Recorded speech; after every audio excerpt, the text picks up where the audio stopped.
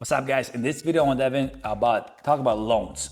Different loans that you can get if you're purchasing a home. That will be a jumbo loan, FHA loan, conventional loan, differences in down payments, difference in price points and stuff like that.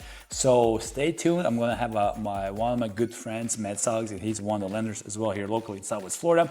He will be with me in this video and answering all the questions because I have a lot of clients asking it, and I just want to bring this information to you. That way you know exactly for yourself what decision to make and what the best option is for you if you cannot do cash.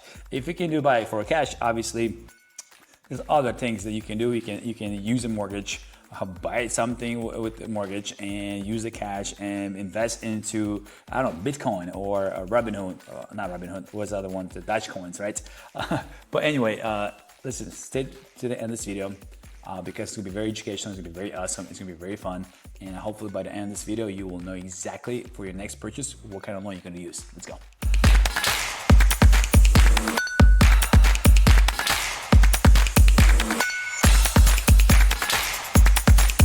Hey guys, as I promised, I have a Matt Suggs here, who is a loan officer here in Southwest Florida. Matt, thank you so much for being on this channel. Thanks for having me. Let's dive in. Let's talk about different loans and what they are and what to expect. Yeah. I'm a buyer. Let's go. Awesome. So there's a couple different type of loans. We'll get into the generic ones. So there is FHA. First-time home buyer. First-time home buyer, 3.5% down. Usually you want to see a 640 credit score. They can go lower, but then you get into a little more complications, but you can go lower.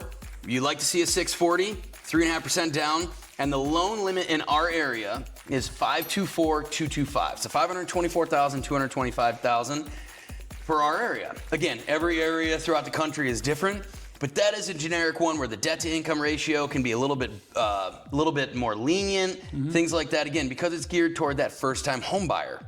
Okay. Then, if you want to go to a conventional loan, that loan limit right now in our area is 806,500. Okay. So 806,500. You can go 3% down if you've never owned a property before in the last 3 years, or the normal one is 5% down. And that credit score, you really want to have over a 740. Again, you can go lower. Again, rates start to fluctuate when you go lower, just like an FHA, a little more complications, if you will. Okay. And with that, usually that debt to income ratio is a little bit tighter than on FHA.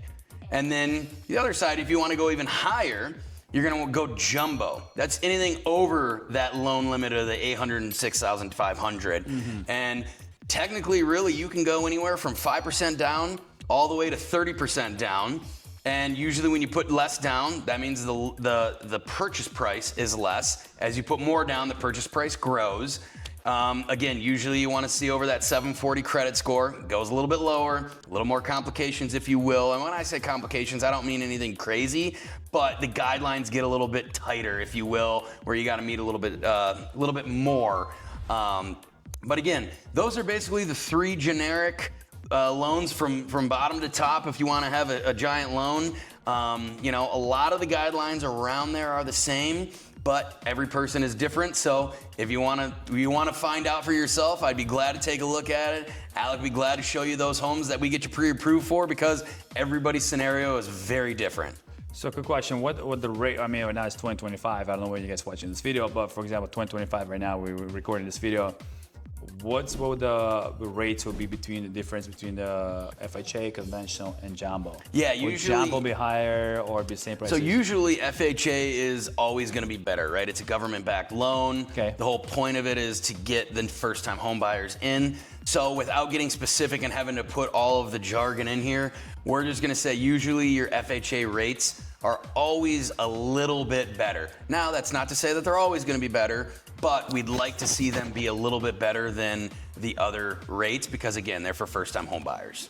Okay, got it. So, but what about between the conventional and jumbo? Really all depends on what you put down.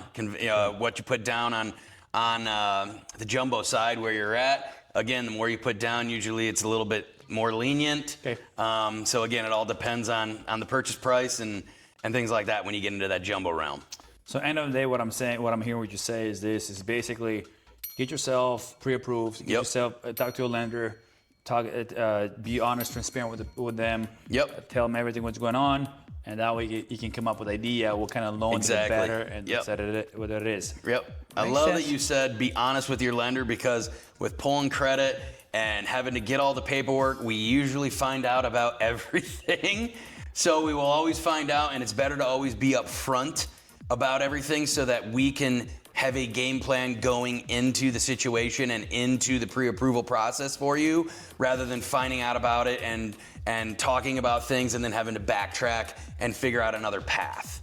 Yeah, definitely, guys. So you heard yourself. I mean, you heard Matt right now today as well. He talked about FHA, conventional, and jumbo loans. So definitely, if you're trying to buy it, it's very simple, very easy in the sense of do apply it, get to see it. If we need to rebuild the credit, there is companies out there that rebuild the credits, and they have amazing companies as well that can help you out as well. If not, if you do have a lot of cash buyers that have to come to me, I'm like, hey, get a jumbo loan, get yourself that, and use the money for something else, and let's put the money back in the bank. There's some banks that give you back 4 or 5% back on your money as well, and it covers a lot of their mortgage shits, which is cool. But anyway, guys, this is all information. If you guys need more information about a loan, different loans, if you want to look into it or do more research, if you have more questions about it, feel free. I'm gonna put his number, Matt's number here below as well. You can call him directly, or you can call me as well. Be more than happy to answer any question you got. Definitely go check out my other videos as well. Thank you so much for watching this video to the end. Don't forget to subscribe to my channel and hit the bell button so you'll be notified of my next video coming out. Matt, thank you so much for being with me here. I was about to say for watching this video to the end. For being with me to the end. I appreciate it, and let's rock and roll. Sounds good. Peace out.